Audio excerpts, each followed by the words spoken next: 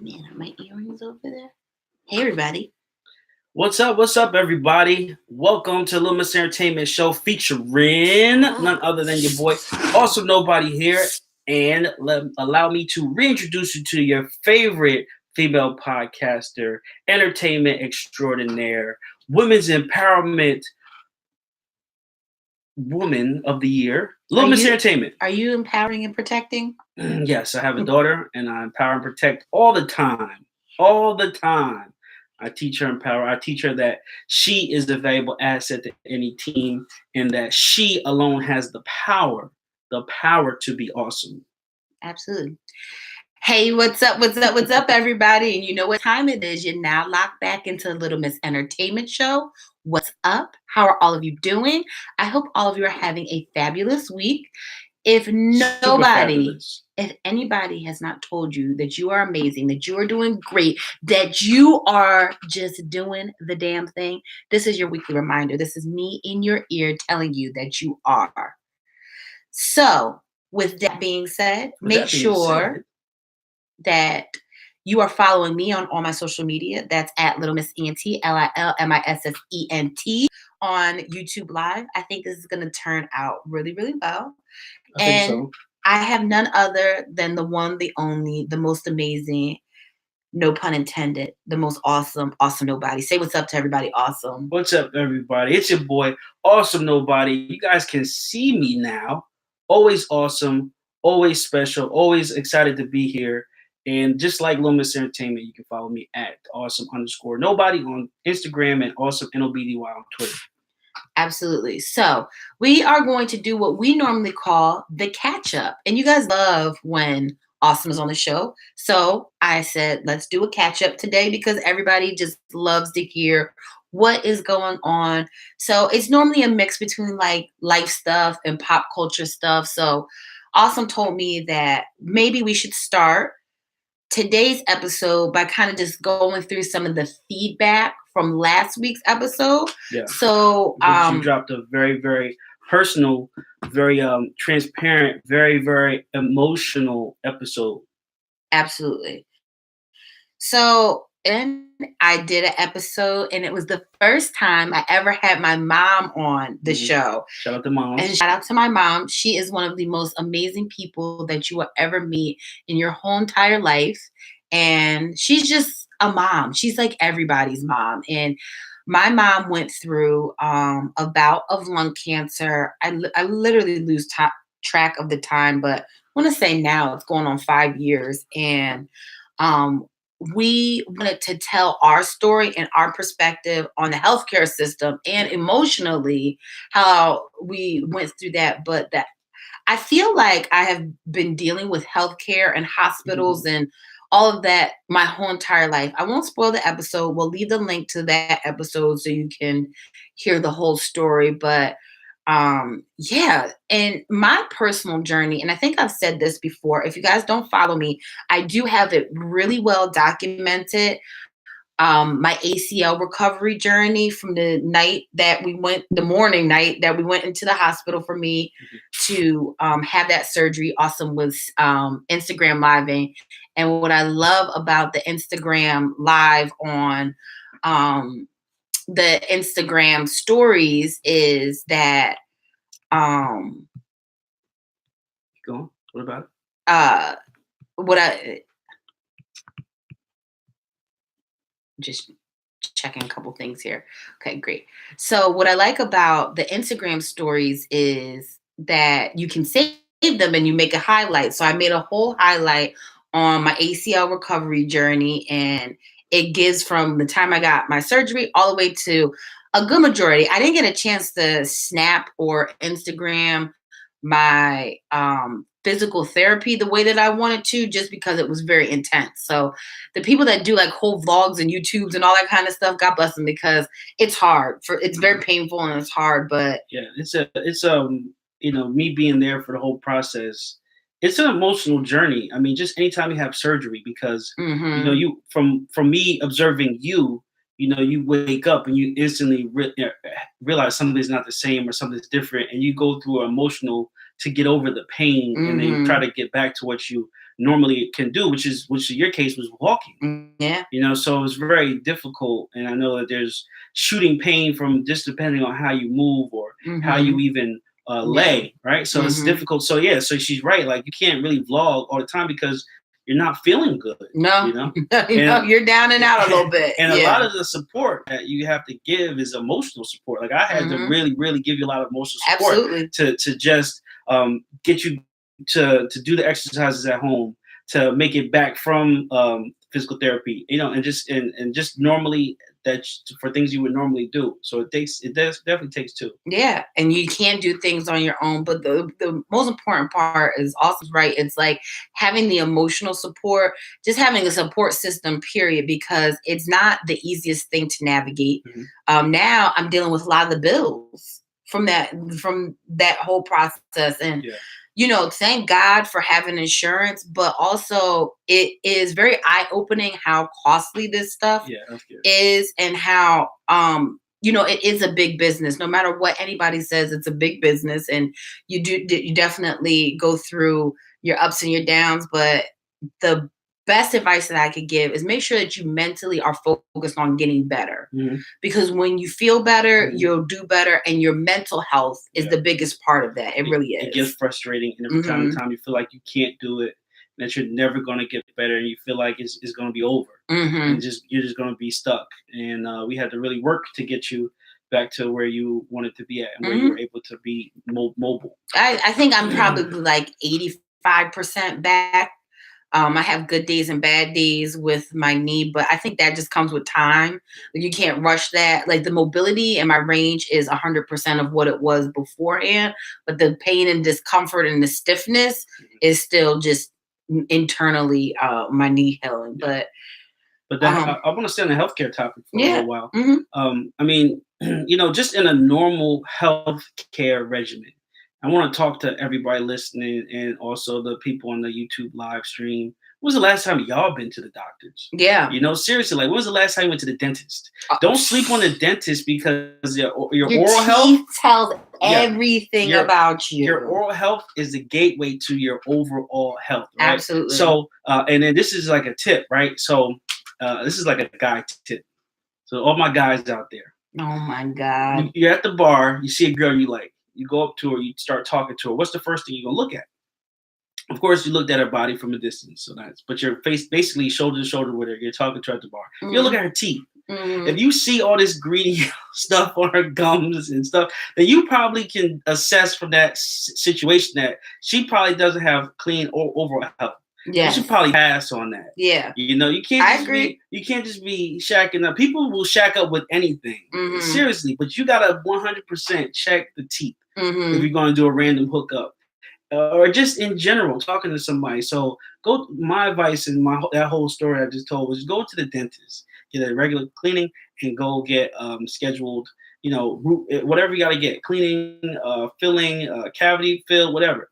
The dentist is definitely important. And then I just went to the dentist and I had missed an appointment. So you're supposed to go to the dentist every 6 months. Every 6 months. So it had been a year since I got a cleaning. But in all fairness, I was going to the dentist and the orthodontist every 3 to 6 weeks for like a year straight. So that's why I feel like I missed a cleaning, because like in between that, I had gotten my braces off. So only time I didn't, this is an honest portrayal, only time I didn't go to the dentist like that was when I was in college. Me too. It's like you just don't care about the dentist when you're in college. I know. And it's like you should go to the dentist when you're in college. I think I went one time in the whole 4 years. Yeah, me too. I went once. One summer I came back. Mom was like, "I'm taking you to the dentist," and he was like, "It's fine." But growing up, I had went to the dentist so much. That's so true. I had my wisdom teeth removed. I had fillings. I had caps. I had everything. I had preventative dentistry on my teeth. So even now, I don't think I'll have a problem with cavities. I don't eat sweets, and I try to eat somewhat healthy. But I still should go get a checkup now every 6 months. But because of the fillings and because I went so much, I really don't have any problems with my teeth. Also too, especially being African American, your dental health will tell a lot about other health disabilities or concerns within your body. They say diabetes is a big one that they can tell by like your dentist. Obviously, oral cancer. Like if you're a smoker, that's kind of the first. Your gum color is your overall health. You know, what you put in your body. So yeah, definitely go to the dentist. I mean, just getting your teeth clean. Like I hope everybody that has listened has been to the dentist once in your life, but you just don't realize how not fresh your teeth are until like you get them clean and then you start brushing them after that. They're like, can't see me on the mic, but on YouTube you can see me. Like, yo, you do like that with your teeth.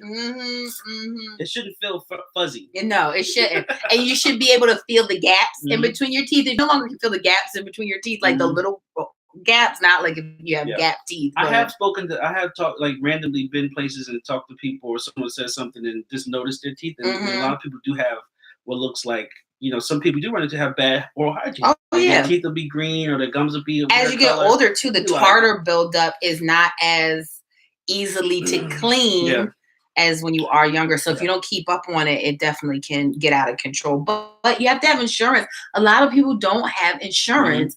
A cleaning is probably like $400 to $500 without insurance. It's probably like $20 with your copay if you do have insurance. I mean, there's different ways around it. I mean, also too, there are dental schools usually in every state, and they usually they need patients.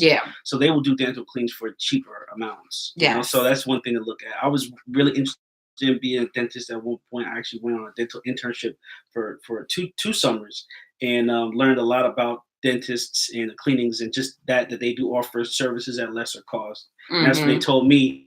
We were looking at each other's mouths and they were like, wow, Evan, you got like amazing dental work done. I had no crevices or cracks. Everything was filled. It was like, wow, everybody else didn't have such good teeth. And recently I just took my daughter to the dentist. She had 2 cavities. And so we got her cavities filled. She had her first filling. She got her filling? Oh, Jesus. She had a filling. So she was.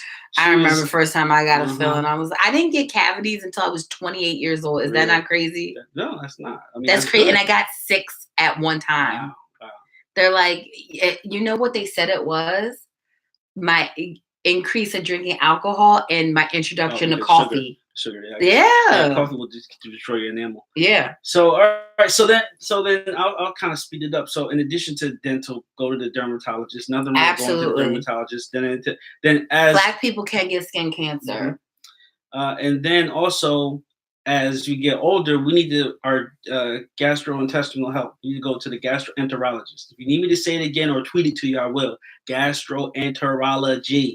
You know, and tell them what that is. Yeah, they basically check out your intestines, your large intestines, your small intestines, and just what food is being digested, how it's being digested. If there's some things that are sitting in your stomach that haven't passed through, like, you know, I know people talk a lot about enemas and things like that. Colonoscopies. Enemas, and then, but it goes further than that. You're right. It goes to actually looking in there to see what, because my mother actually has diverticulitis, which just means that the small seeds and pits in some fruits and some foods don't digest and move through her intestines properly. So without her knowing to avoid those things, those little seeds and pits would stay build up. Yeah, it causes great discomfort in her large intestines. So you got to check this out. And then also, as Black men, we raise a heavy risk of colon cancer. So you should get checked out a lot. So I know people think that's funny. Oh, I'm not letting anybody do a colonoscopy on me, but it's better to know than not to know. Absolutely. I don't know if, like, not to be like TMI, but if you've ever had an enema, I'm sure if you had a grandmom that cared about you, you've had an enema in your life, you do feel better. Enemas like candies? Oh yeah. Grandmas have those little things with the white tip sitting in the freaking. It's grandmas like handing out enemas. Grandma, it's a grandmom thing. Like grandmas have enemas just sitting in the closet in the bathroom. Wow. They definitely do. I mean, first of all, Vicks Vapor Rub and enemas or go sit on the toilet is the universal grandma will fix anything. Definitely and chicken noodle soup and ginger ale. That is what cures everything. So, I mean, if you've never had an enema, I mean, you haven't lived. So in addition to that, you know, those are just some things you should definitely do. No, definitely. And then self-care. Also get your health insurance. I know, like, you know, people were actually up in the air about healthcare because the big difference it's been between, crazy for years now. The big difference between Obamacare and previous years was that before you didn't have to add insurance to your monthly income if you didn't want to, right? Meaning, like, if you were just a college student, you could be uninsured. You could be unhealth insured, right? But then if something went wrong, you have to pay. And so I know some people were like, well, I'm under the age of 30. I'm relatively healthy. I don't need to pay $200 a month while I'm in college, right? To have health insurance because I'm healthy. I guess 21 is when you're off your parents' health insurance. Now they bumped it up until you graduate college. So if you do post grad, I think it's 26 or 27. They could go up to. And Obamacare was that everyone had to be insured and add that to their monthly bill. And then also too, but Obamacare added some, I call it the Affordable Health Care Act because that's what it actually is. And then so it was basically people with pre-existing conditions could get healthcare where before they couldn't, because if you had a pre-existing condition, you went to insurance, you would say, hey, I want to get health insurance, but I have, let's say, I'll just say cancer. They'd be like, no, you're too high risk. We can't insure you. But with affordable health care, the problem was this, and one, there's several problems. The world is full of problems. But one of the issues that was causing is that nobody was getting preventative care. So just like how we go back to conversation, getting your teeth clean. If you never go get your teeth clean, now you need a root canal. That's double the cost. If you would have really just went and got your teeth cleaned, bi-yearly, you would have prevented that. And that's what they were seeing. It was such extreme cases of like, and not just using the dental part, but like cancer. Like girls weren't getting a pap smear. So now you have ovarian cancer and you're not paying because, that's what it was based off of, basically, of like having preventative And just care. a personal note, I actually ended up working with some people who had pre-existing conditions and were young at the age that most people would say they were relatively healthy, were trying to get health insurance and were paying, I believe the one person told me they were paying upwards of like $600 a month or something like that. Between $400 and $600 a month for health insurance. And then when the affordable health care came, their costs went down. So that, it helps a lot of people, and it depends on your situation, and then once I was able to get a career job, I was able to get health insurance for affordable cost every month. But it's different if you don't have a job that provides health care. You have to pay large sums of money every month. And then it's depending on who your healthcare provider is. And we'll wrap this topic up because I know that this is like it. We could go hours and hours and hours on this, but they don't make it that easy for you. And bond, silver, gold, PPOs, all that stuff. And I remember asking HMOs, like I still don't know what all that stuff means. I remember sitting there with this thick booklet, looked like a college textbook, and just read everything to try to get all the information. And at one point I had it set up. I had an HSA health savings account and an FSA flexible spending account. I had a PPO or something like that. I had all these plans. It's insane. And was going to the doctors, but it just, you still end up, it's just crazy. Yeah, it does. So please join the conversation. I always tell you guys, use the hashtag LME pod or hashtag Little Miss Entertainment, spelled out LITTLEMISSENTERTAINMENT. And I definitely read that off of my little thing over here. So what do we got next? Okay, we got the docket. You know what? This is one of Awesome's favorite people, and I think it's timely and we need to talk about it.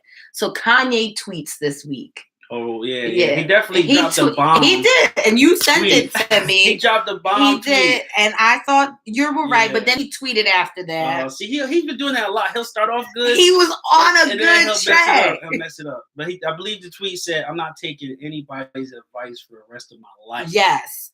That was actually really good. Everybody is so opinionated in this day and age and always has something to say about, whatever it may be.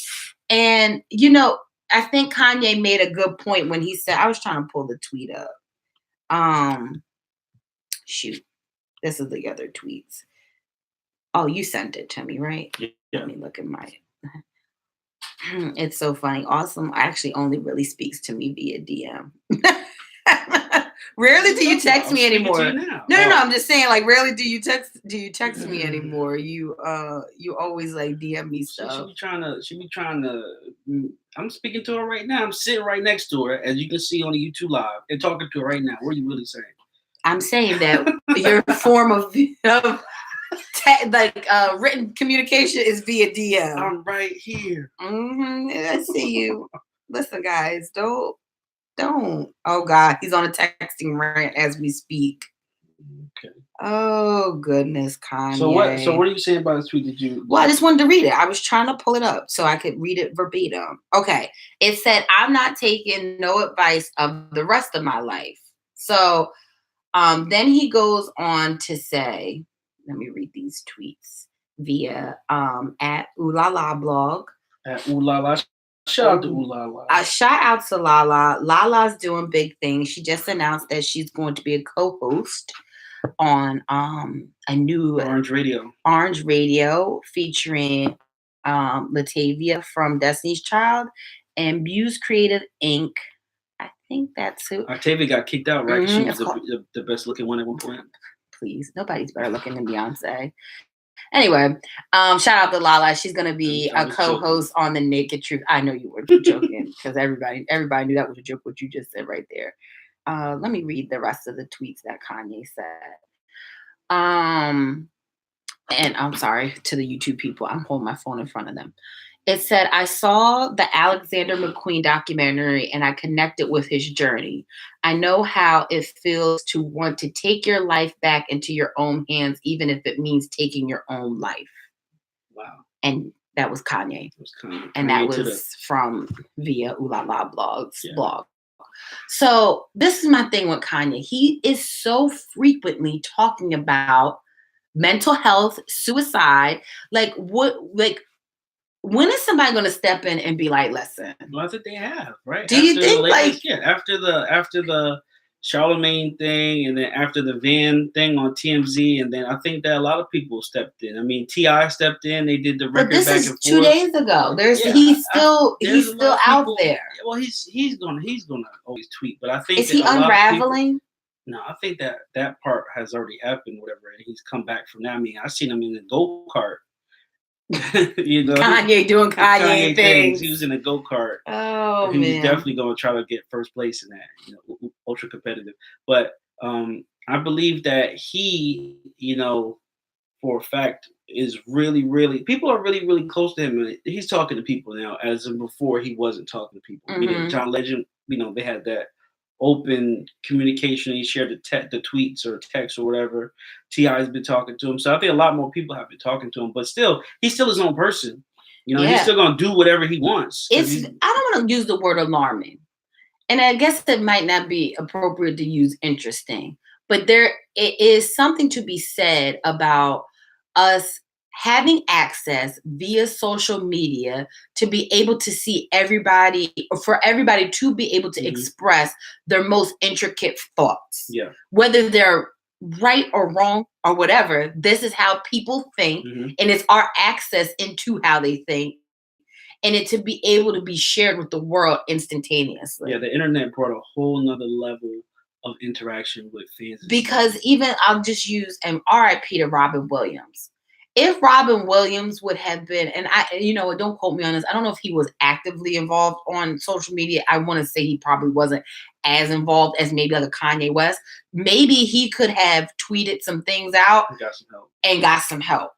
And people would have been like, "Hey, those are the red flags." So as much as some people are annoyed with Kanye at the Kanye things that Kanye has said recently, I think that at least for his family's perspective and the public's perspective, at least we can keep a finger on the pulse. Like, he's not in a good spot mentally, right? Somebody needs to help him a little bit with his mental health. So, I mean, the internet is definitely a double-edged sword. It has its good and its bad. Yeah. I mean, when it comes to Kanye, I mean, the thing that makes him a genius and great is the same thing that makes him not a genius, crazy, There's always a thin line between. Oh, I say people, we even talk about this all the time.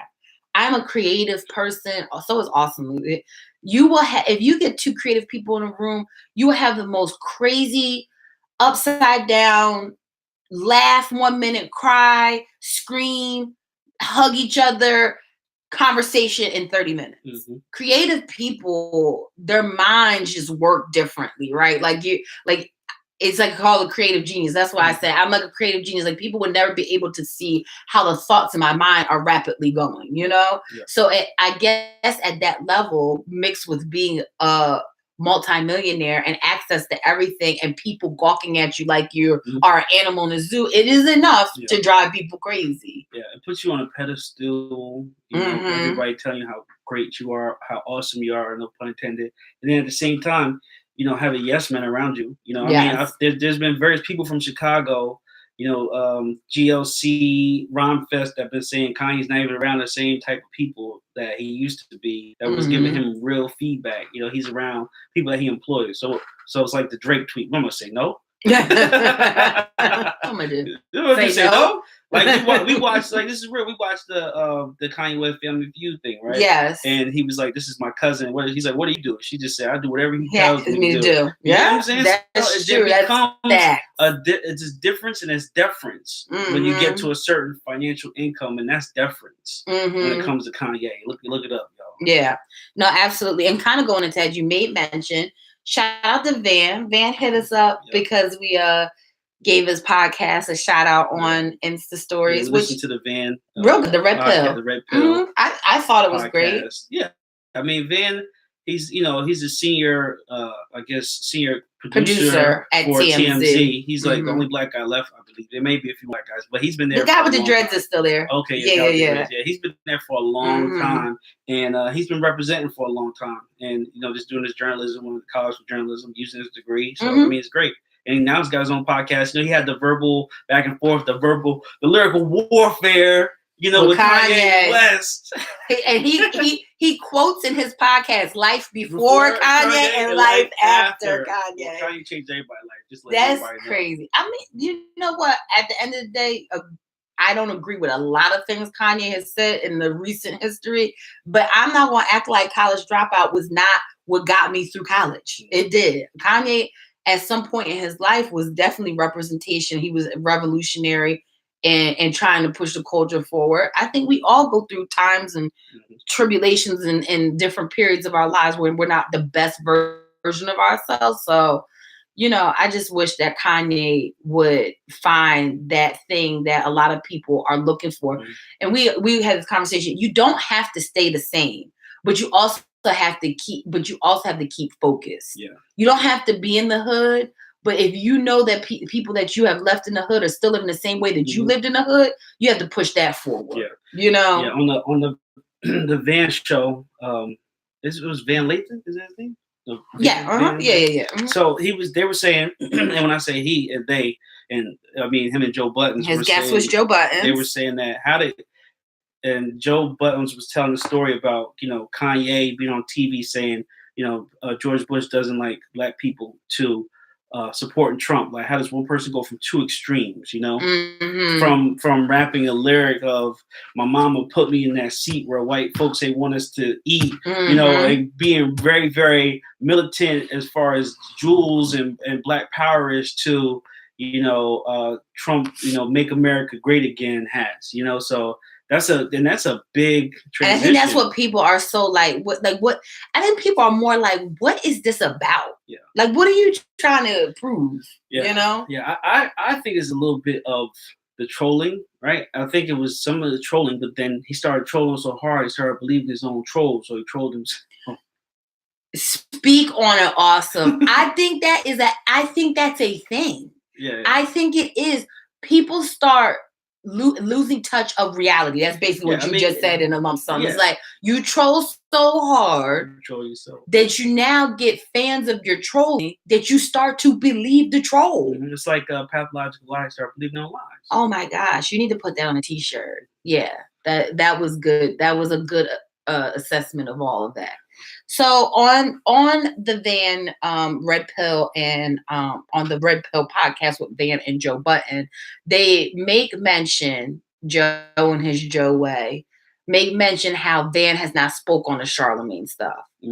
Now, Austin and I have talked about this in depth for the last 2 days. We're not going to get back into our views on what we were talking about, but I think it was interesting that Joe said that people need to understand the difference between real friendship and industry relationships. Mm-hmm. If you are a media personnel, like if you consider yourself a real journalist, you have to separate your friendship and your job. Mm-hmm. And a lot of people did not report on that Charlamagne incident. I'm sorry. Well, for a while, though, and I think one of the reasons was because for a while, like the whole media journalism industry was just like all bosom buddies, right? Oh yeah, everybody scratches everybody's back. Everybody was hanging out and posted pictures on each other's site. Everybody was doing everything together, and it was doing it with Charlamagne. So of course nobody was going to say. And at this point, nobody was going to get back to the real journalism. Angela Rye was super quiet on the topic, right? I haven't heard anything about her. Yeah, I mean, anything. Joe started to talk about it, but Joe said something that I thought was not a good response, but was truth. He didn't have all the facts, right? So he didn't have all the facts. There was a lot of things that was coming out. I think he wanted to wait until some more information came out, and then he made a statement. And just so happened that the facts that did come out, the rape kit, I believe is what they call it. The DNA did not match Charlamagne. Yes. So he basically didn't. But that had been out already, but right? They did it again, I guess. She brought it back. The victim had brought it back up, or something along those lines. Don't get me started, because I really don't know all of the information. Something brought it back up, but it was a closed case. He was not convicted of that crime. So I don't know why it was brought back up. What was more alarming was, to me, and this is what was the conversation that he had on his podcast about potentially sleeping with his current wife, not coherent. And he went on.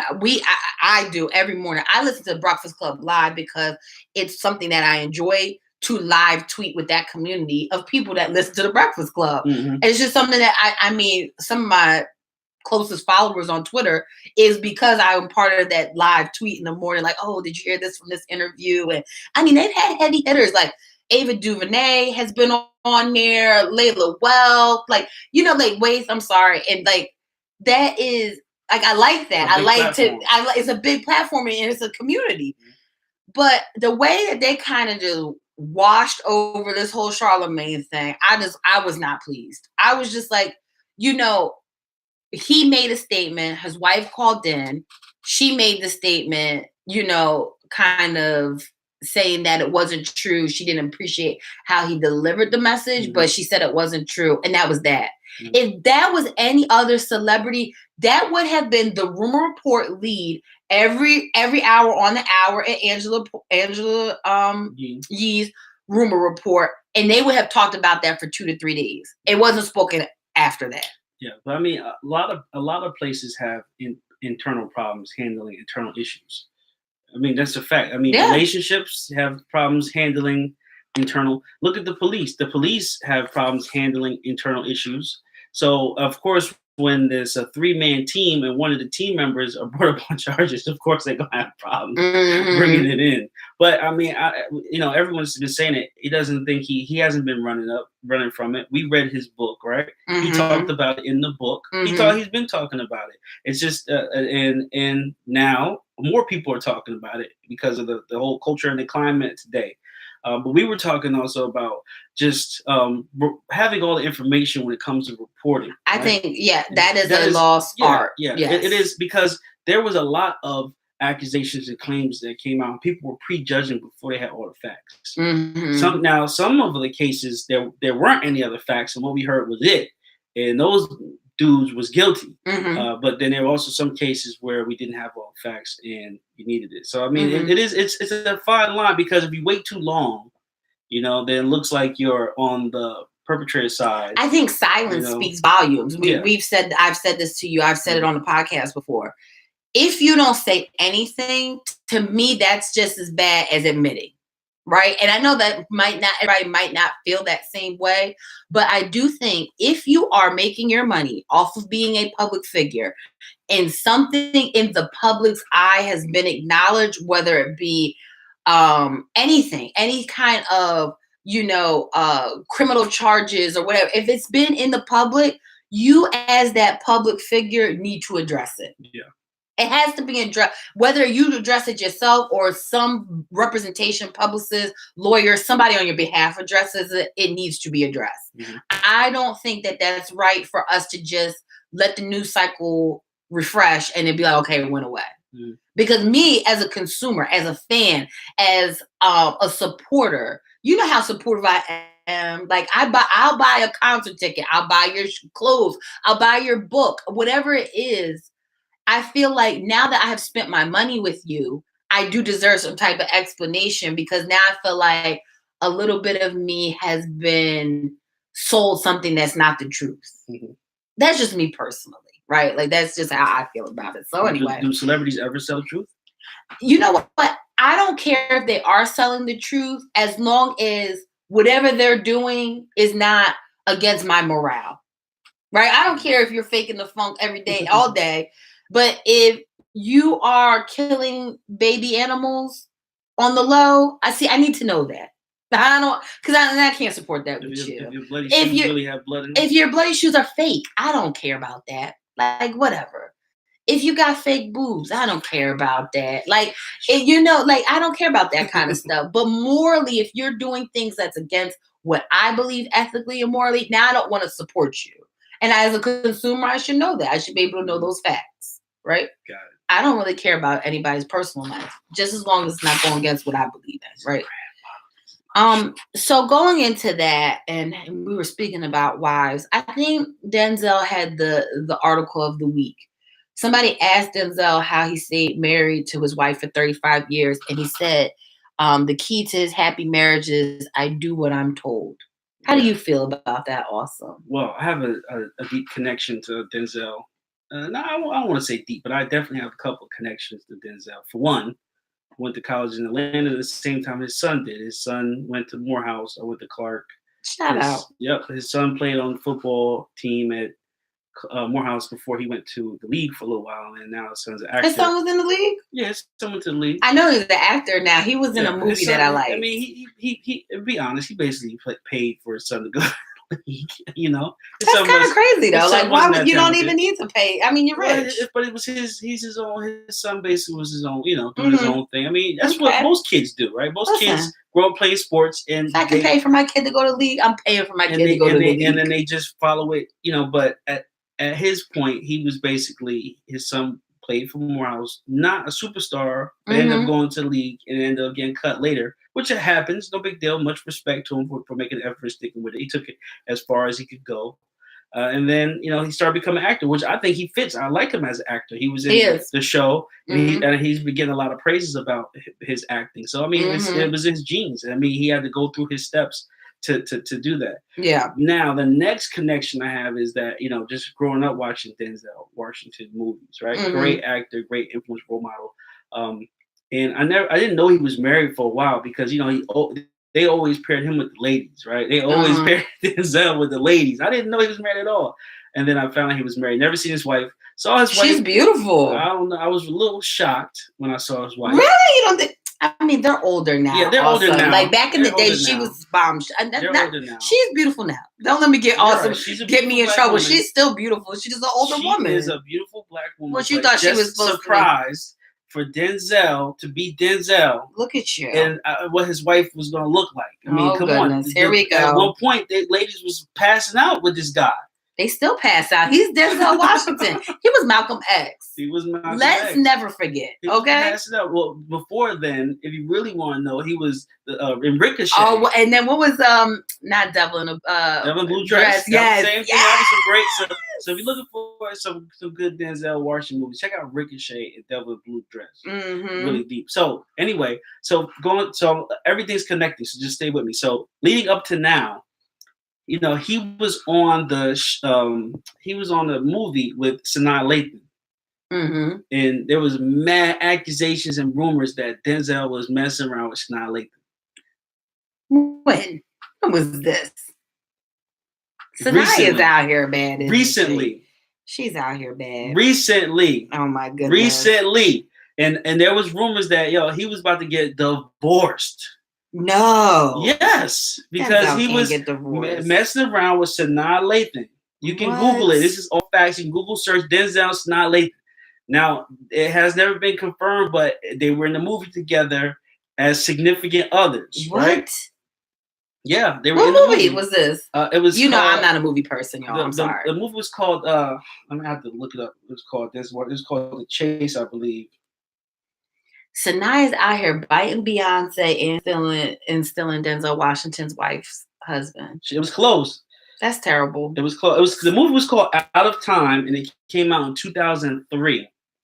And it was basically Denzel Washington was married to the woman in the movie, and they were getting a divorce, so he was messing around with this other one, which was Sanaa Lathan, and Sanaa Lathan had set him up with the insurance scam, and then faked her on death, and she was gonna collect the money from him, and he loan her money from the police station. It was a crazy movie, good anyway, but on the set of the movie, you could tell it was a little bit too close. I think for good actors. Now you know what this is. This about to sound so bad. Oh yeah. You have to get into character fully, and I think that.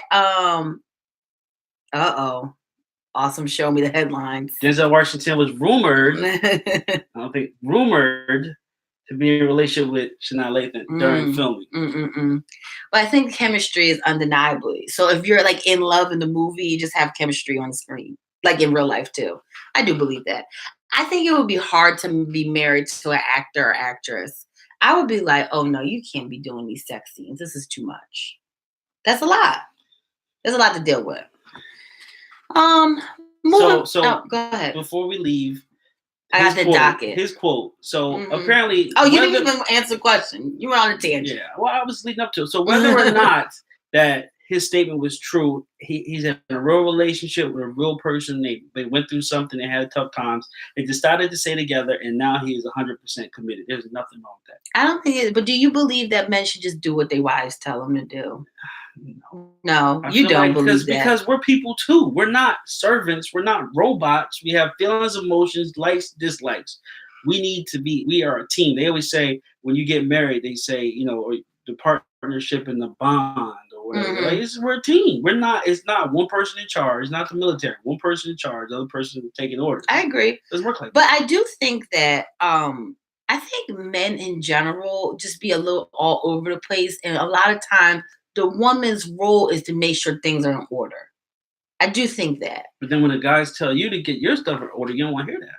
No, well, because I think that's unbalanced. I think it's like, but no, I do think 90% of the time the women are like, all right, babe, but this guy get here, and guys to an extent, honestly, like that, because then they just know, okay, gotta get dressed and go here at this time, and then we done.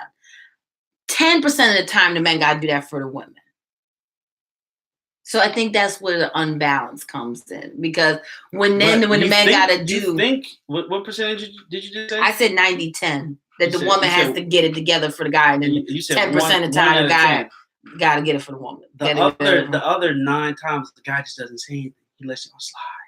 No, I don't. I honestly. That's the difference. Women will come and say stuff to your face and not caring how you react.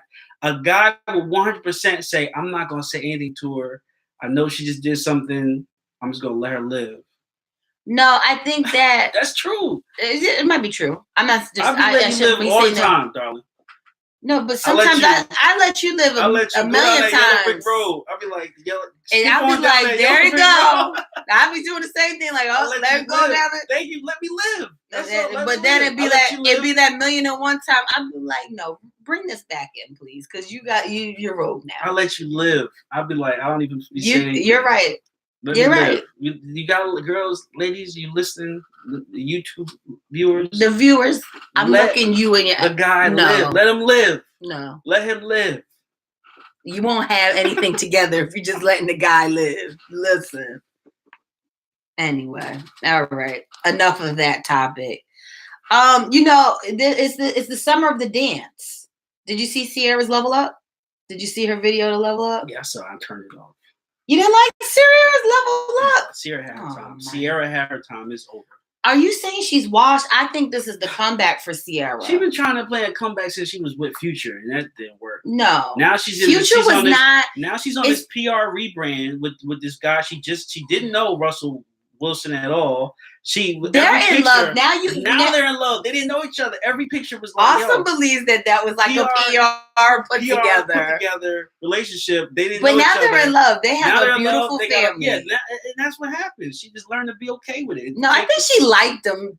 Man, it's like Future, man. She was twerking in the back of pickup trucks. Y'all ever see that meme where it's like, I need to know exactly the prayer that Ciara prayed for Russell Wilson. Jesus, she went from the trap to the piano player. No, but I do think that dancing is coming back. I think like it comes in dribs and drabs. So let's talk about Dancing's been back. Let's talk about the first thing because Sienna. No, but Sienna did bring this up to us. So I think a little bit, but Sienna was playing Fortnite, but the Fortnite put the Millie Rock into the video. A whole bunch of dances. A whole bunch of dances, including the Millie Rock. And I don't think that's right that you're right. They're not 100% giving 2 Millie his credit on that. The dances you should be able to trademark, copyright, and get paid for your likeness. Yeah. The dance is called the Millie Rock. The dude's name is Millie. I'm Millie Rock on every block. It's 2 Millie. So 100% he should get paid for that. So I think that the Bobby Shmurda and the 2 Millie came out around the same time. I think that was this generation's introduction. I can't talk today. Introduction to the dance craze. Like ours was the snap and flick, right? Like, do you step? Yeah. Like that's what I said. Snap and flick. What is going on today? But y'all know what I mean. That was kind of our dance. Now the kids do the Millie Rock. Then what was the Running Man on that beat? Running Man on that beat. What is that song? There was a dance challenge. And a lot of challenges. And it was a combination of like 4 or 5 different dances. But now it's all the Block Boy JB. And everything's Block Boy JB. So Block Boy JB is also in the Fortnite game. That's on there too? Yeah, that's on there. Oh my goodness. Yeah, so now Ciara did level up, but the dance challenge of the summer has to go to Shiggy. Nobody's out doing the Shiggy challenge. Do you love me? Are you riding? Then you never ever be beside me. I don't even know the words, but yeah, I know the dance though. And so Shiggy, let's talk about Shiggy a little bit. Shiggy is living his best life. Man, I mean, it's the ultimate Instagrammer's dream, right? You start off, you make these videos, you hope to get viral. You hope to go viral, you hope to get paid. I mean, it took him a little bit longer, but he didn't give up. You hear that? If you didn't get famous from whatever you're doing, so you didn't do it long enough. Keep doing it. Wait for your turn. Keep doing it. Don't stop. Shiggy, I'm telling you, if you guys ever tune into the reality recap that I do with Ooh La La blog, I talk about this all the time. I probably downloaded Vine the day that Vine came out. I had Instagram when I have AT&T to this day because AT&T was the only provider for iPhone. Like, I'm getting me an iPhone. I had the first iPhone, had Instagram when it was only for iPhone, had Vine when it was only for iPhone. And I'm telling you, Vine was revolutionary for social media. Those people to make those videos, those little 30-second, 15-second videos and edit it, and just the commentary and the comedy and just like magic. I used to be impressed by the magic. The magic was good. The stop motion animation that people would do on Vine. But Shiggy was on Vine, and I used to. Oh yeah, that. Him, King Botch, Tokyo Vanity. That's how I started following Anaya Vista. I think her name's Annihilator. Who else was on there? They had this whole crew that was called, I always say it, Roderick on the lives always reminds me what the crew was called. But anyway, they were like a whole personality. Like it wasn't a gang, but they were like a crew, and that's what they did. They did like all of the they did all like the Vine funny comedy stuff. But Shiggy was out there, man. And shout out to Shiggy's girlfriend. Have you seen how beautiful his girlfriend is? I mean, it's a typical dude from New York. I mean, is that how they all got pretty girlfriends? All got Spanish girlfriends. No, but she's really pretty. I mean, not that Shiggy's ugly, but I'm just saying, like, she's really beautiful. Normal dude from the tri-state New York. At one point in time, it was only Spanish girls and Latin girls. That was the only thing on the menu. It was. Even the women was dating Spanish guys. Y'all on the podcast can't see the look that I'm giving the YouTube viewership. Even black women was dating Spanish guys. That's the climate. I'm not gonna lie, I had to. That was the climate. Yo, that was the climate. All the black guys was dating like Spanish, of anything. I just had two Spanish boyfriends. And all the black women was dating Puerto Rican and Spanish dude. That was the climate at one point. It was no. If you was a black on black couple in high school, that was rare. That's true. Everybody was doing that. That's interesting. Yeah. That was the climate. Going to Puerto Rico. I'll give you that one. Awesome. Anyway, not to get on a tangent about how pretty Shiggy's girlfriend is, but he linked up. Drake flew him out. Mm-hmm. This is funny. Okay, so if Drake flew you out, would you go? Yeah, I mean, I think their arrangement is more on the business side. Do you think so? Yeah, I mean, they're technically working together now. But you know what? Drake didn't have to do that because Shiggy made that song #1, but he didn't have to fly him out like that. He kind of did, though, darling. I think people would have been mad. I agree with you. I think people would have been mad if he did. Like, there's still acknowledge the fact that Shiggy made that song popular. Yeah. He was trying to push the Michael Jackson song, and I understand because it's Mike, but they swept Emotionless right under the carpet. But let me tell you, that song is that's a banger. Emotionless is a really good song. I listened to one song on the Drake album. What song is that? 2 songs, Nonstop and Kiki. Oh yeah, you like Nonstop. That video just came out. I didn't see it.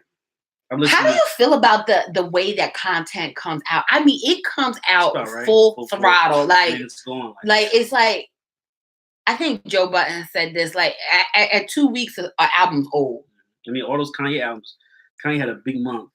Was it 4 or 5 and nobody albums? is listening to that. I know. All of it is gone. That's crazy. You're right. All that stuff is gone. Yeah. 4 albums in 4 weeks, and nobody is even talking about it.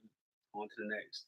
Yeah, it's tough out here. It's tough. But you honestly, okay, let me ask you. Who do you think out of the 4 albums, Pusha, Kanye, Tiana, and Nas, whose album do you think was the best? Pusha T's album. Pusha T was the only full album.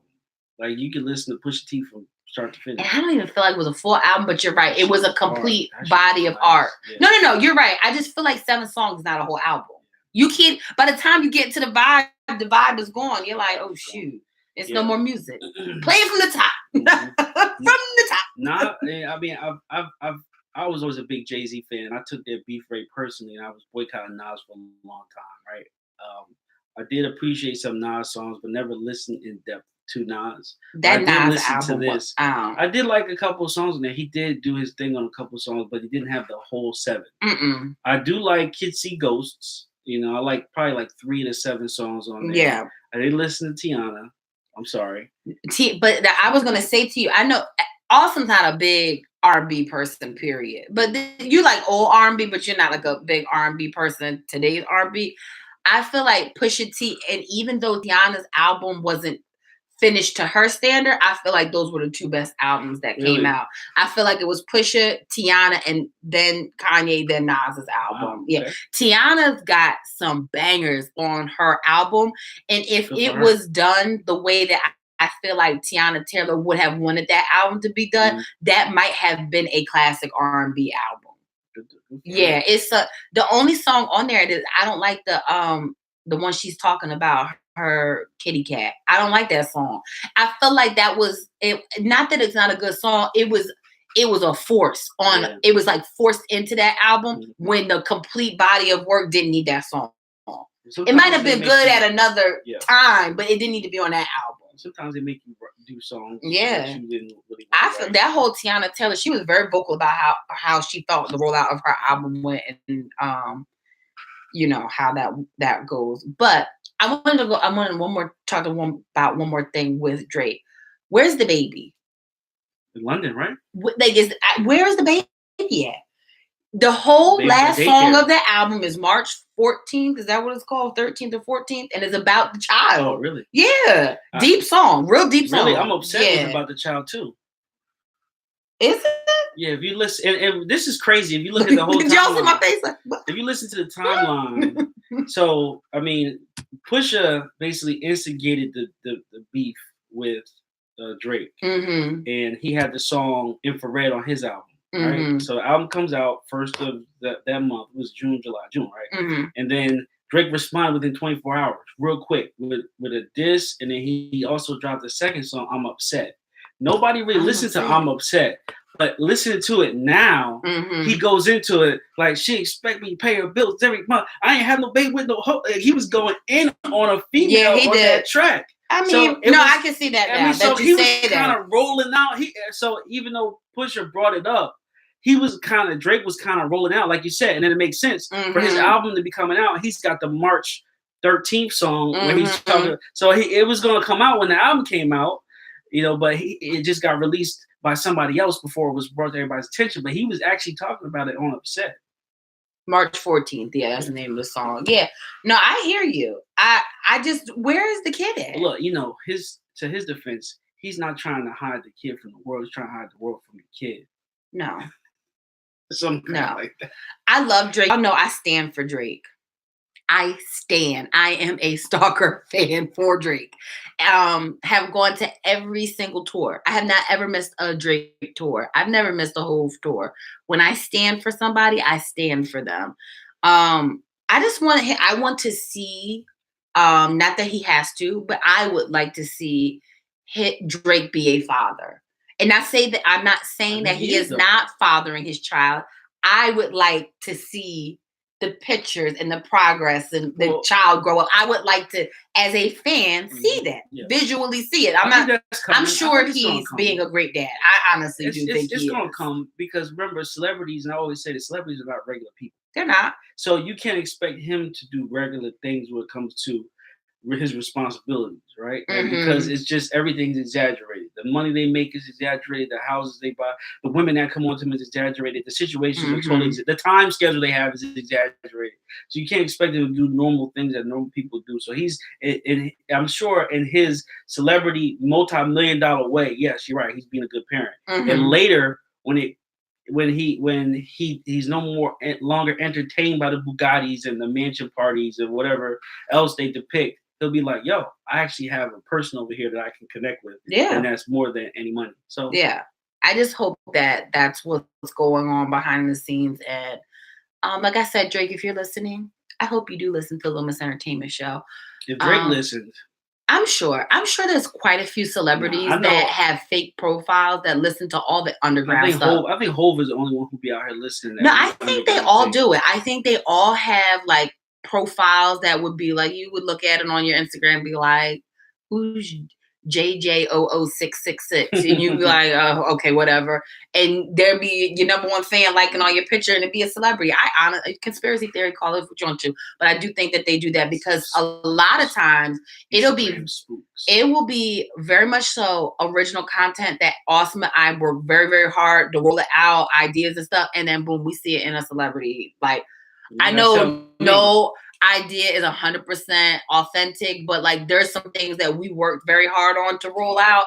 Like, dog, is the phone tapped because we was talking about this for weeks and weeks and weeks and weeks. But like G-Eazy still in my song drop. I think okay, let's talk about that.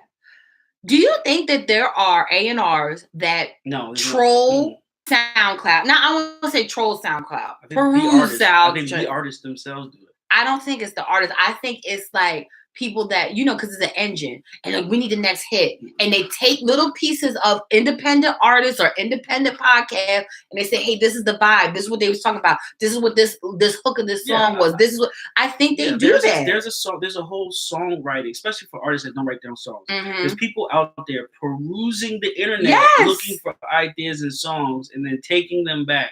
I believe that the artist and then recreating them. Absolutely. I mean, look at the whole Quentin Miller thing. Like he had reference tracks that he was given to somebody that was given to Drake. Right? It was a whole thing going on, and I'm sure that works the same way. They've been doing it off SoundCloud for a long time. I mean, realistically, the crap happened to me like 3 times now, right? And the most recently, from what I believe, is the G-Eazy drop. I put it on my Instagram. If you guys follow me, go awesome_nobody. Go to my IG stories, and you can see I did a direct side-by-side comparison of the Jeezy drop song and my song. Listen, guys, full disclaimer. The song is not the same tempo or beat. It's the content via the hook, right? On his song, very similar. The concept, yes. Very similar, but flipped on Awesome Song. So I think when you ask people like, oh, you think they stole my song? They were just kind of like not word for word. Not word for word, but the concept of the hook is almost exactly the same. It's and it is Awesome took it from Juvenile, the drop it like it's hot. It's the back that thing it's up. That back the thing up. Yes. From I made it a hot line to you made it a hot song. So Lil Wayne had the drop it like it's hot. Then Snoop Dogg took the drop it like it's hot, drop it like it's, which was different. And then what I did was bring it back and was do the drop. You did the Juvenile the drop it like it's hot. But I said, and then you can listen. I even said, well, and then back that up like Juvenile, right? Take it back to the Cash Money days. Yeah. And it's basically the same thing from Jeezy. But I put up on my Instagram anyway. Yeah, take a look. Let us know. We always have a good Instagram poll going on. So in order to find the title of that Drake song, I had to open up my Tidal app and then pop something else up that I wanted to talk about. First of all, a lot of people say what you want. Tidal is probably providing us some of the best content out of all of the streaming platforms. Tidal definitely stepped their game up. Tidal is like knocking Apple Music out of the park when it comes to content. Well, we watched the Defiant ones. Yes, we did. Saw Jimmy Iovine in the Apple Music. It was eye-opening. He was like, what do we do with this What is this? Guys? What do we do with these platforms? Jimmy Iovine himself was like, well, what? Nobody knows what this is. How are we marketing this? But see, that's alarming when the CEO is Jimmy like Iovine, responsible for so many hits in Hollywood and basically the creation of Dr. Dre rebrand, cannot figure out what to do. And this is how old school I am. Who had an iPod? Like the original iPod with the click wheel, like yeah, but you know what I'm talking about, right? Where you had to plug it into your computer and download the songs. There was there was transfer, and then the song would transfer and it would mess it up, and you would do it before you went to sleep, so all your songs would download, and then you'd be like, the one song didn't download and stopped it. Listen, so I had an iPod. That I'm from that era, right? I still don't understand what the difference between iTunes and Apple Music is. What is the difference now? Well, iTunes was all downloaded. Okay, so now you can download off of Apple Music. You can download and stream. You can stream.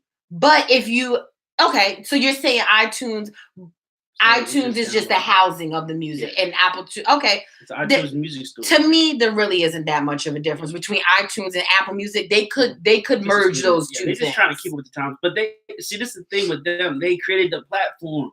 They created the device, right? The phone holding for you guys can't see it on the listening, but on the YouTube, you see I'm holding my phone. They created this device. And on this device, they created a couple buttons. And one of those buttons they created was this little purple button that says podcast, right?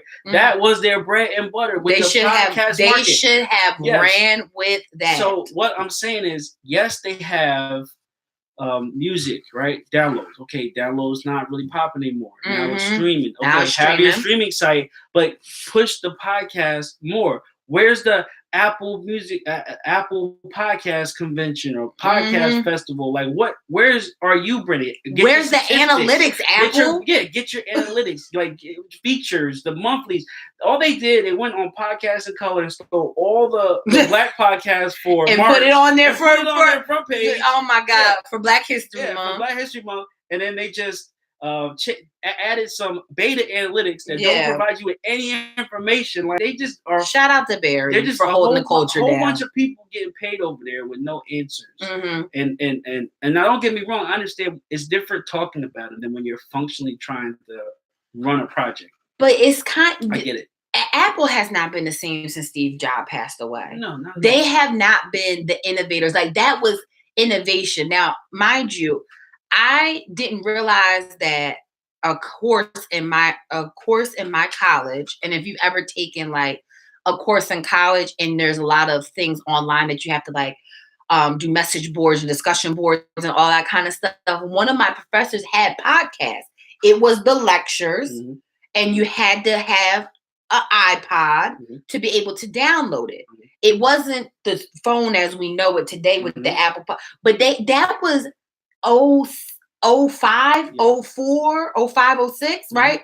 That was that long ago that Apple was already in the works of understanding, like, we need to have some type of radio programming, right? But people can listen to it whenever. So it needs to be downloadable and convenient to be able to be put on MP3 or a device, right? Like a device.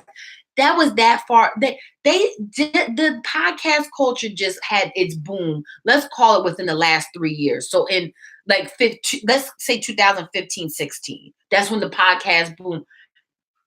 10 years, you still haven't done anything with this thing that you know that you have had. That you created. And they keep trying to revamp it because they started doing video podcasts and they had a whole separate chart system and ranking, and it just disappeared. Yeah. I mean, stuff ebbs and flows. I don't think that video podcast, we've talked about that. I don't think that's out of the question. But a lot of people, and I've had to break this down a couple of times, and I'll say it right here. There is a difference between having a video podcast, doing webisodes, and streaming, and actually having an audio podcast. Yeah. They're all different things. Like, you can't, it's like saying that you can have a Tony, an Emmy, and an Oscar, and it's all the same thing. That is not the same thing. It's very different things. So I'm going to only put that out there. Everybody just wants to tack podcast on the end of their streaming and say, that's my podcast. I'm not discrediting the fact that some people have great streaming platforms and they do that weekly, but that's not a podcast. Call it what it is. Yeah, you have a regular show. That's what you made it. That you would clipping it. Yeah, that's it. Yeah. Call it what it is. I just that's one of my pet peeves. People are always trying to say, like, anyway. I digress. I'm moving on. Yeah, but titles are real good. So that thank you for bringing back on track the Will Smith interview. How good was that Will Smith? Well, it's always good to hear Will Smith because it's so amazing that people don't know he won the first Grammy for rap music. He is an icon. Rapper. That's why his son made that song. That's why he jumped on that song. Yeah. He's like, yo, I'm the icon. You're not the first rapper. I won the first Grammy. Yeah, I won the first Grammy for hip hop and rap. For real. Will Smith's the best thing that happened to Instagram in months. Yeah, he is motivational, funny. He's moving around. He is basically Instagram, what everyone portrayed. Right? Yes, he's at all the hot spots. He's on the yacht, vacationing with his family. At the World Cup. He's got the boss wife, beautiful wife. He's funny. He's funny. He's doing all stuff. Yeah, got his kids. That is Instagram. Yeah, right he's Instagram in real life. Yeah. He is. Get that man an award. They was giving out Snapchat awards. They didn't give him an Instagrammy. Give Will Smith his Instagrammy. Yeah. Oh my God, no, he's dope. Oh, it brings me. Look, I'm smiling now. He brings a smile to my face. My bad, I'm getting excited. Because he got a crush. Listen, I said it to Austin the other day. I was like, yo, I used to be like hearts fluttering inside and butterflies fluttering inside. I love me some Fresh Prince. I used to be like, oh my God, everybody loved Fresh Prince, but nobody thought he was cute. No, he was fly. Nobody thought he was cute. Everybody loved. You're a hater. Everybody loved Will Smith. Will Fresh Smith Prince, was amazing, but nobody said he was cute. No, he was cute. Nobody. He was cute. Nobody said he was cute. Sorry. Brown skin self. Oh, hey, Will. Just joking. No, I love Will Smith. I think he's always been very himself. Yeah. He is very authentic. I like that about Will Smith. Yeah. He's never been caught in too much of a scandal. I feel like he had one little scandal, but like I can't even remember what it was. Well, I mean, I'm laughing because you said one. That man been caught up in about 15 scandals. What scandals was he in? Jesus. Okay, so I remember he hit the guy from France. He had tax problems which was back in the day. He said that he didn't know that he had. Everybody got tax problems. Yeah, he had tax problems. So that's the first. That's a scandal because you can legitimately go to jail. He could have went to jail. You got tax evasion charges. That's serious. So then also the set. Remember he had the movie what's it called? Conrad or he was Will Smith. He was like the superhero, but it wasn't a superhero movie. Will Smith when he was basically with I know what you're talking about. I just can't remember the name of the movie. Yeah, I can't remember what it was called. He was the anti-superhero, Yeah, right? yeah. Is that the one you're talking about? Yeah. So anyway, he was with Charlize Theron was his co-star, and they were saying that. Oh no, he was Me Too. They was no, he didn't Me Too, but they were saying that him and have a heart attack. Him and Charlize Theron was more than co-stars. Oh, but they always say that him and Jada have open relationship, and I don't think that that's true. I didn't even get to that yet. Okay, that was the third thing. Oh goodness, I heard the Charlize Theron thing first, and him and her it was bumper uglies, and then I heard they had an open relationship, right? And then I heard, I mean, people, I forget where it was. Somebody tried to was telling me that was true because they had been in Miami with Will Smith and Jada was coming on to them in that spot. Mm-hmm. I was like, I just was like, wow, that's crazy, and walked away. But then it was the whole thing about his best friend. You know who Will Smith's best friend is? DJ Jazzy Jeff? No, that's his partner as far as work. Who's partner. His best friend? His Jada? His wife? No. I can't remember. I'm looking it up now. I can't believe Awesome's trying to bring up all the scandals. Can you just let me think that Will Smith has never had no scandals? I can't remember. Everything's a spin. Look, they've buried it. No. Just leave it alone. But they said him and the dude was unfortunately gay. No, those are rumors. That's not scandals. I'm talking about legit scandals, like when, like you said, the tax thing. Like, this was not a scandal. This was real spit. No, that's a rumor. No, it wasn't. We're not going to talk about Will Smith in that manner on this show because I love Will Smith. All right, I'm not saying anything. Anyway, moving right along, I do think that Tidal has great content. Shout out to Elliot. Shout out to B-Dot. Shout out to wherever they were taping that interview. That was simply gorgeous. I think they might have been in France. And Will just spitting Will Smith gems. Like, listen, do yourself a favor and go download Tidal. Stop downloading it a week before the Beyonce album's supposed to come out and the whole album's supposed to come. Just keep your Tidal subscription. The music streaming you can get everything that's on Apple Music, but the content that they provide on Tidal is unmatched. It's definitely unmatched. I think Tidal does a great job. I think if you have time, go back and look at the content that was released with 444. I spoke about it before on the podcast. All of the male's perspective on relationships and nobody teaching men how to really love or be husbands. Oh my God. Just gems. Just absolutely amazing. Okay. Go ahead and download it. We're not going back to it. Sorry. Dwayne Martin. I was just wanted to know the name. Okay. Dwayne Martin. Oh, Gina's husband. Yeah, Gina's husband. Mm-hmm. So that was his best friend. Yeah. And it's been rumored that, that they were rumored. So I'm not believing it. That was some scandal. That's a scandal, though. Same thing for Hugh Jackman. He's gay. First of all, why do you always come for Hugh? That's supposed to be your guy. Like you like Hugh. I said like Wolverine, the character. Yeah, you like Wolverine. Wolverine is not his name. Is not Hugh Jackman. Hugh Jackman played Wolverine. Oh Hugh Jackman my gosh. Listen. All right. The Living My Best Life award goes to Blue Ivy in that freaking jacuzzi on her parents' yacht or pool on her parents' yacht with a mocktail in her hand. Super yacht, get it right. Super yacht. There's a difference between a 90-foot and a 120-foot yacht. So Scott Storch says. It's a big difference. If you haven't watched the documentary, the Vivo documentary, I Am Scott Storch, please watch it. If you haven't listened to the Breakfast Club Scott Storch interview, please do, because he's letting y'all know how fast this money can go, how fast it can come, and how much faster it can go. Absolutely. I just think Blue Ivy is amazing. It looks like the twins are really, really freaking cute. Yeah. They look like they're just growing up to live their best life. Yeah, of course. This is the best of everything. Yeah. I like that yacht is amazing to me.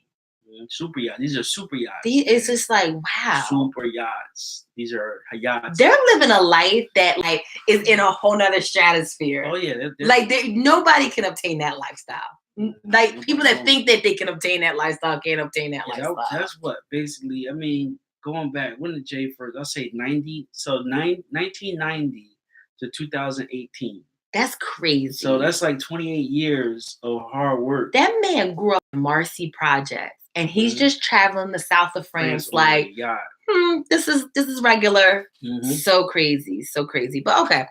One last thing before we wrap it up. What are your thoughts on this 50 Cent and Mayweather beef? Well, first we just watched the new episode of Power, right? 50 Cent and Kendrick Lamar was on there, so definitely check that out tonight. No spoiler alert. No spoilers, but it was all Kendrick on Instagram. Did his Kendrick thing. was in his acting debut. Yeah, and we actually watched the after credits too, as far as the director. I love the after credits. The director, and that actually made me feel good about that. It makes me feel better about the episodes because the season's not that crazy, and it makes me understand why they do some of the dumb things they do. Yeah. On the show, but I just think the writing is lackluster. It is. But the concept of power, we can't. Guys, don't give up on power yet. Don't give up on power yet. Yeah. Like, I get it; it's a little slow, but we need that institution in our lives. We need the power. So, reason why I brought that up is because 50's doing a great job acting. He's highly involved this season, right? Because he was jumping in and out at a time, and then fast forward to the show doing ratings. So 50 always compromises the ratings with Instagram shenanigans. Yeah, I always feel like. You think so? Do you think that balances it? Because look, they think about it. The people were talking bad about the show. He's doing this thing with Mayweather, right? And then he's like, oh, and then they dropped the bomb that Kendrick's on. It's like, whoop, everybody's talking about Power again. Everybody's talking about Power. All he did was post pictures of Power while he was beefing with Mayweather. He posted other stuff too, but he was posting pictures of him from the show, the episode, and then premiered that Kendrick was on there. Yeah, but I wanted to talk about that whole beef. He was coming at the other girl that Mayweather used to be with, Bad Medina. Yeah, and I guess Mayweather's not with her no more, and then he's got somebody else. And well, 50 said something about her not getting the bag because she never had the baby with him, and now he's having another baby with some random chick. Oh, that's what. And she was like, "It was never about the bag. I wanted to be with somebody that was going to be a father and husband." Like, and 50 Cent was like, "Yeah, that's basically what 50 Cent. That's what started it. That's what started it. Yeah. That's why I brought it up. Like, first off, you know what type of dude Mayweather was. You know what time it is when you get with Mayweather. He's coming in, he's paying for everything. He's putting you in a room and he's closing and locking the door. And you can't come out until he tells you can come out. Babe, come on. In this climate, you can't say stuff that's like what he's that. Doing. But no, you can't make those accusations in this climate. He's not saying that, guys. That's not what Mayweather's doing. So he is tricking. Just say it like that. He is getting a woman and he's tricking. And control. But don't put those things on him if you don't know. And so from there, the girls already know what they get into. She knew what she was getting into, but I guess I don't know what happened. So then I guess somebody else now is. You said somebody ran. I don't know who this person is, but I'm sure it's the same thing. So I mean, it's a money thing. It's a money thing with him. It is. It's a money thing. That's how he shows his emotion. That's how he shows his love and affection. Mayweather got a lot of kids, man. He got a lot of money too. How much money? He's not a billionaire. I believe that he's close. I mean, his taxes were like $60 million. That was like 10 years ago. Remember, he had the highest grossing fight ever with Pacquiao. I mean, that whole situation was crazy. You think he made more than $500 million off of that fight? Yeah, I think it came close. Honestly, I think he said he made $400 million around that. That's a lot of money. That's a lot of money. And that was just 1 year. He had been boxing 20 years before that. That's true. Hopefully he has some really great investment. He does. Okay. Just saying because he gets so much. I mean, this year before that, he was the highest paid. I'm just saying it was on my docket to talk about 50 Cent and Mayweather. Yeah. So I was just saying how it was connected with the show and the bump the ratings. Yes. And 50 and Mayweather basically doing the internet stuff and then putting more focus on. So it's a stunt. Yeah. I think so. I don't know. 50 Cent level of pettiness is out of the stratosphere. Yeah. He'd be going for the jugular. Yeah, he was making jokes about Harlem Hot. Was the Harlem Hot Boy? Oh yeah. See, you know what? No, they be doing too much. About what's the sad situation where the Floyd's other friend killed himself and his wife, and then basically 50 Cent was saying that Floyd was sleeping with the woman behind the guy back, and that's what drove him to go crazy. That's Which was crazy. Yeah. I don't understand why they publicly fight like that, though. Because they're raising awareness for power. But if that's a crazy way for the marketing budget to be spent. Yo, we gotta do this. We gotta do this internet beef. Okay, I'm gonna send this tweet out. All right, cool. 1, 2, 3, set, go. What does Joe say? Strategic marketing. Nah, man, that's crazy. If that's what they're doing to increase the ratings on power, it may not be such a collaboration between two people, but what it may be is that 50 knows that he can get a rise from somebody. Mm-hmm. I mean, watching the reality TV shows and watching, you remember I Love New York or New York, yep. The Flavor of Love. Some of y'all too young to remember that, but New York used to strategically go at certain people that she knew she could get feedback from. She was one of the originators of the troll. Mm-hmm. She was. So she would say something and they would get all mad, want to fight. She'd be like, ha ha, I just ruined your night and walk away. Yep. And so, I mean, it's the same thing for 50. I'm sure he knows who he can play with and who he can get a rise out of to get what he needs. Okay, with that being said, that's such a great segue. Who is, in your opinion, the top 3 most influential people on, we'll use Twitter and Instagram. Who's the most social media, who's at the peak of influential people on those platforms? I mean, I really only mess with Instagram like that. I would definitely say 50 is 50. Will Smith are getting a lot of views on there. Mm-hmm. I'm trying to think who else on Instagram. I mean, there's a lot of random people who have a lot of followers, but I would say those 2 that I hear about the most. I think 50 might actually, when I think of influence, and it doesn't, people, let's clear the air. Influence doesn't always mean positive. You can have negative influence as well. It's just like you have influence, right? Mm-hmm. I think 50 Cent stirs the pot better than anybody I've ever seen in my whole entire life. He started his career with that. I mean, I think he holds that crown right now. Yeah. Because as soon as he starts tweeting, I mean, everybody, they get the strap. They people love it. They live for 50 Cent on. It's basically the World Star fight videos with him putting a caption underneath of it. Get the strap. 50 was at one point was really good. That's what they do, Q for World Star, and they had a YouTube 50 Cent verse Q for World Star, and then sadly the guy Q passed away. Mm-hmm. So he basically took. I mean, you don't hear about World Star fight videos anymore, but now get the strap. So he basically replaced World Star with Get the strap. Listen, all right. I'm going to On the Run. While this is probably going to be uploaded tomorrow, I'll be getting ready. Yeah. I'm going On the Run 2. I wish you'd have a great time. Thank you. I decided I opted out. I begged him, y'all. I said, please come to the concert with me. He's like, no, go with your friends. Because I'm over.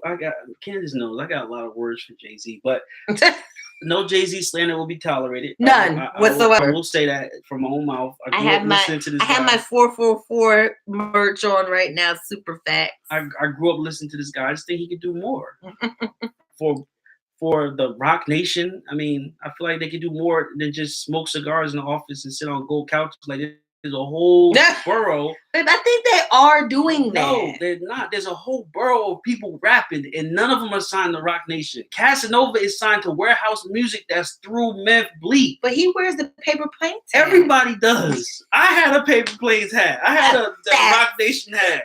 Everybody does. They don't do I ordered that hat so quick. I was like, yo, Awesome needs one of these.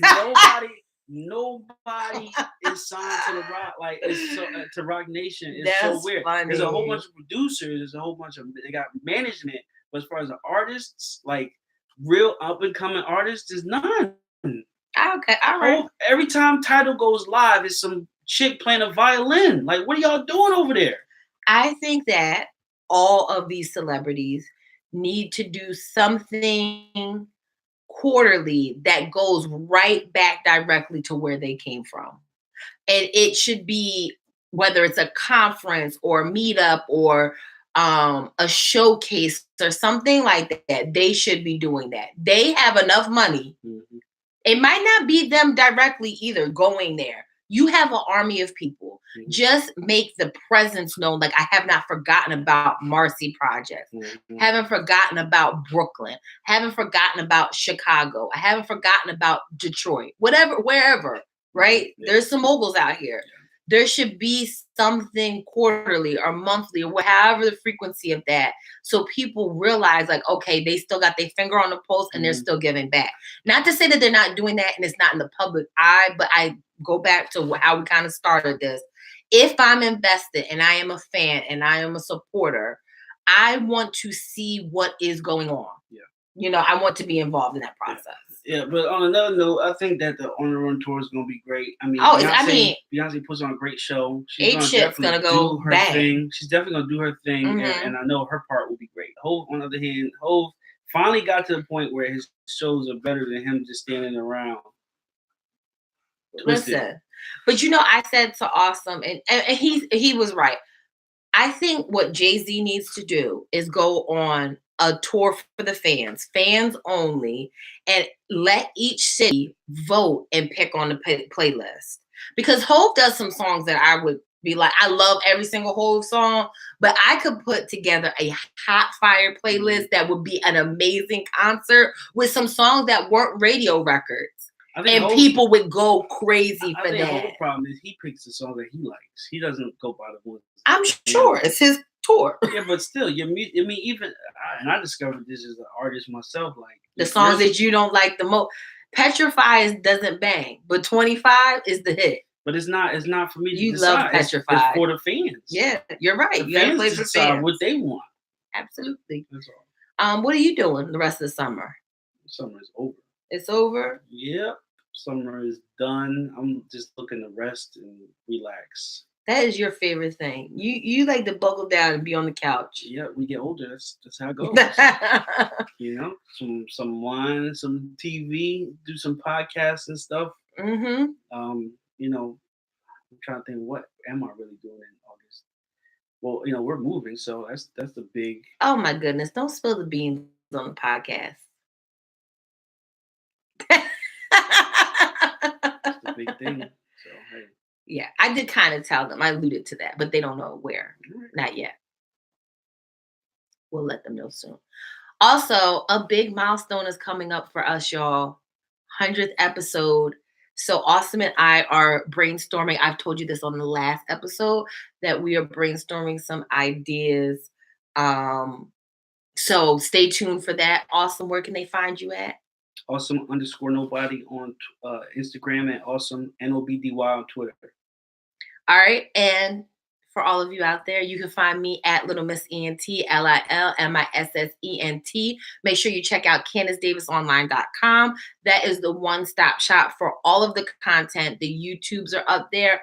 The podcast is up there. The blogs are up there. And you can follow my social media by clicking any of the icons and the links. So it is, the little Twitter bird, the little Instagram photo, the camera, and the Snapchat ghost. So just click that and you can find me. If not, follow me at Little Miss ENT, LILMISSENT. Awesome. Thank you for doing the catch up with me. And thank you as well for having me. Absolutely. And for all of you out there, I love you for listening because 100% you didn't have to. Have a great week. Peace.